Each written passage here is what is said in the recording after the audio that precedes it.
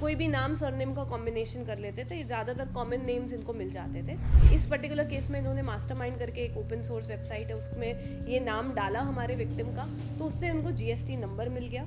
जो GST number मिला, GST number के बाद उससे ये लोग पैन कार्ड ले लेते हैं, पैन कार्ड का नंबर। फिर ये लोग ओपन सोर्स वेबसाइट काफ़ी सारी हैं, जैसे CRIF इन्होंने यूज़ करी है इस पर्टिकुलर केस में। उधर से इनको सिबिल स्कोर मिलता है। सिबिल स्कोर को अपने खुद के ईमेल आईडी पे ये मेल करवाते हैं। उस ईमेल आईडी में कई सारे मोबाइल नंबर्स होते हैं जो विक्टिम के होते हैं।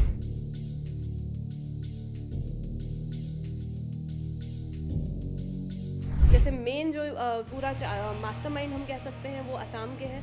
वो अपना सबलेट कर रहा है यूपी के आदमी को।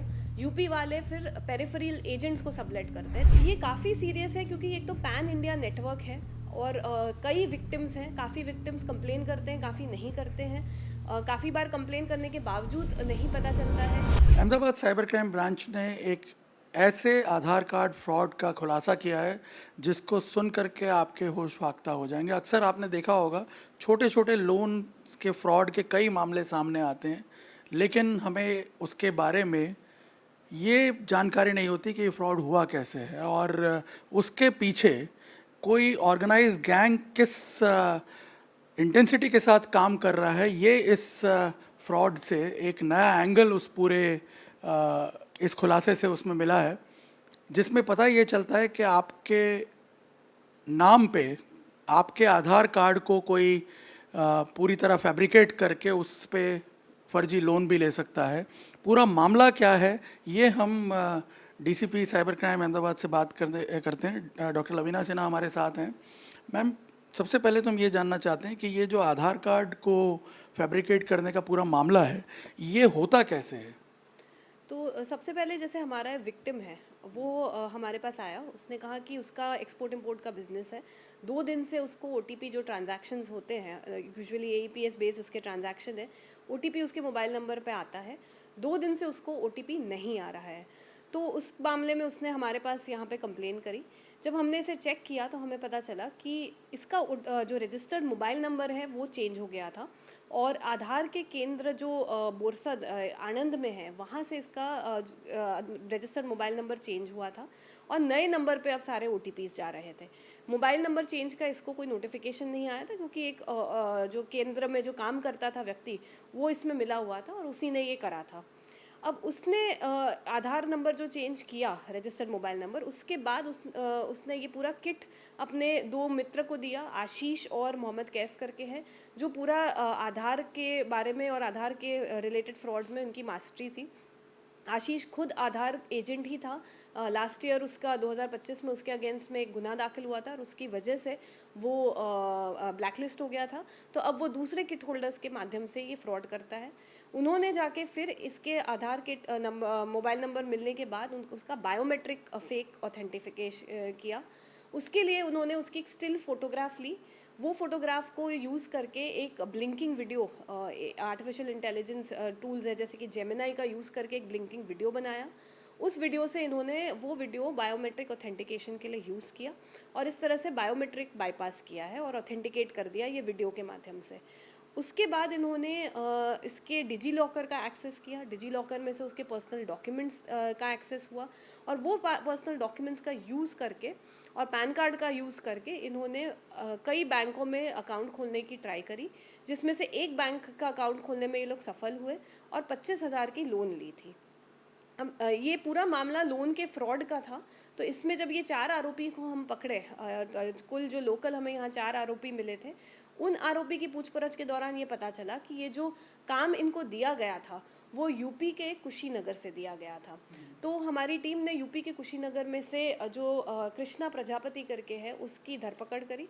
उसके पास ये काम आया हुआ था। आपको बीच में सिर्फ रोकना चाहूँगा। मैं ये जानना चाहता हूँ कि 25,000 का लोन अमाउंट वैसे देखने में बहुत छोटा लगता है, तो जनरली क्या होता है? मतलब अगर किसी का इस तरह से मान लीजिए किसी के साथ ये फ्रॉड होता भी है तो क्या वो उसे परस्यू करता है? इनका पूरा मोडस ऑपरेंडी यही था कि छोटे रुपए का फ्रॉड किया जाए। 25-50 हज़ार से ऊपर की ये लोग लोन लेते ही नहीं थे। एक ही विक्टिम की ये लोग कई बैंकों में 25-50 हज़ार की लोन लेते थे। तो इतनी छोटे अमाउंट के लिए अक्सर काफ़ी बार वो कंप्लेनेंट कंप्लेन नहीं करता है, या तो जब तक उसे मालूम पड़ता है तब तक पैसे ऑलरेडी जा चुके होते हैं। तो इस वजह से ये लोग कभी भी 25 से 50 हज़ार की मर्यादा क्रॉस नहीं करते हैं, क्योंकि बैंक की तरफ से भी डॉक्यूमेंट्स की स्क्रूटनी और अन्य डॉक्यूमेंट्स भी मांगे जाते हैं। तो पूरा ये एमओ 50 हज़ार तक की ही लोन लेने का फ्रॉड का ये है। जो आपने बताया यूपी का जो एक्यूज है, ये पूरा चला रहा था क्या ये नेटवर्क? नहीं, जो यूपी का है वो तो एक सब एजेंट तरह का है, वो तो इनको सबलेट करता था। उसको ये काम मिलता था असम में मोरेगांव जो जिला है, वहाँ के जो लारीघाट गांव है, वहाँ में 3 आरोपी है।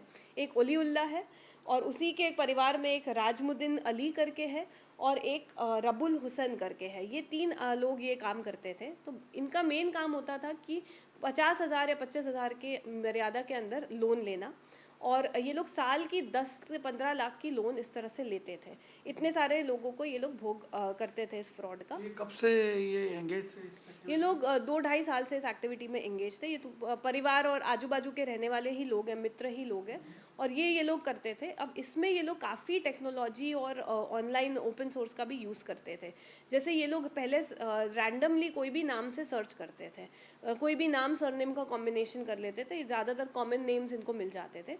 वो नाम ये लोग जीएसटी की जहाँ पे इंफॉर्मेशन मिलती है, वैसे भी काफ़ी ओपन वेबसाइट्स हैं।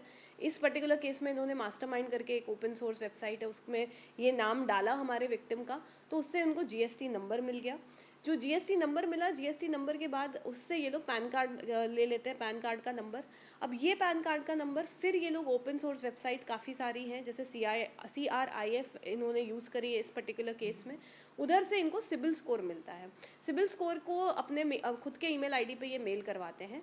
उस ईमेल आईडी में कई सारे मोबाइल नंबर्स होते हैं जो विक्टिम के होते हैं।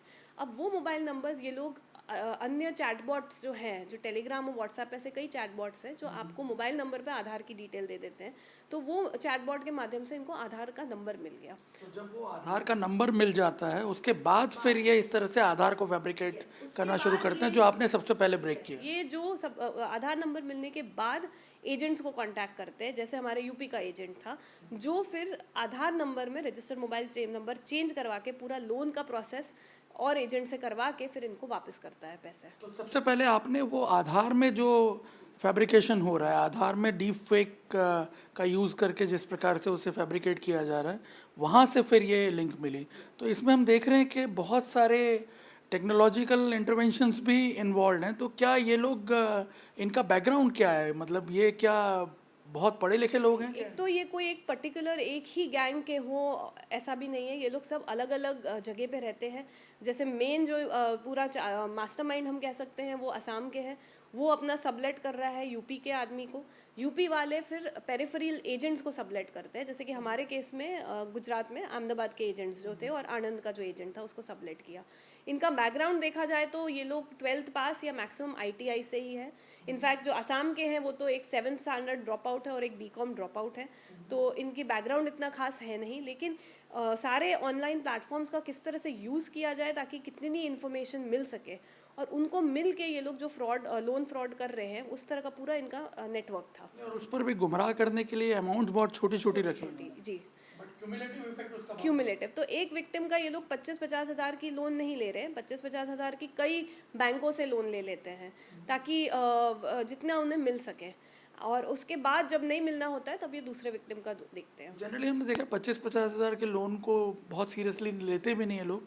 तो आप लोगों के पास जब ये मामला आया तो ऐसा क्या पॉइंट था जिसने आप लोगों को ट्रिगर किया कि इसमें कुछ बड़ा एंगल हो सकता है? मेन पॉइंट ट्रिगरिंग का यही था कि इसका मोबाइल नंबर चेंज हो गया था, इसको आधार के OTP नहीं मिल रहे थे। तो वो एक ट्रिगर पॉइंट था कि इसमें किस तरह का फ्रॉड हुआ है कि ये चेंज कैसे हो गया। हमारी इन्वेस्टिगेशन उससे चालू हुई थी, और उसके बाद ये पूरा हमें इनका पूरा मोडस ऑपरेंडी का इन्वेस्टिगेशन के दौरान पता चला। तो कितना सीरियस है, मतलब आपके हिसाब से जो आप लोगों ने अभी तक इंफॉर्मेशन और डेटा इकट्ठा किया है?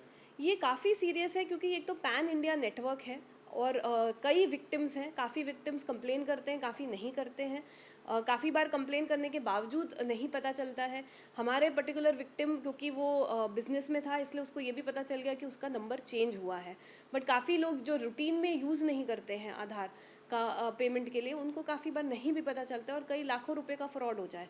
तो इस तरह से इसकी ग्रेविटी देखी जाए तो काफ़ी ज़्यादा है। एक फाइनल पॉइंट के क्या इससे बचने के कोई उपाय हैं, और गवर्नमेंट लेवल पे लाइक इंटर डिपार्टमेंटल जो आप लोगों के कम्युनिकेशन है, उस लेवल पे क्या कोई रेमेडीज ढूंढी जा रही हैं? गवर्नमेंट लेवल पे रेमेडीज़ ढूंढी जा रही है और इनफैक्ट इनके सोल्यूशंस भी इम्प्लीमेंट हो चुके हैं। हमारी बात भी हुई है इस बारे में। और मेन तो ये रहेगा कि आप अपना बायोमेट्रिक लॉक करें। जो आधार की एप्लीकेशन है उसमें जाके बायोमेट्रिक अगर लॉक कर देते तो मिसयूज़ होने के चांसेस बहुत कम हो जाते हैं, जो हमारे विक्टिम के केस में नहीं हुआ था। तो शायद एक छोटा सा स्टेप आपको एटलीस्ट थोड़ा प्रिकॉशन मेजर करके आपको प्रिवेंट कर सकता है ऐसे फ्रॉड का विक्टिम बनने से।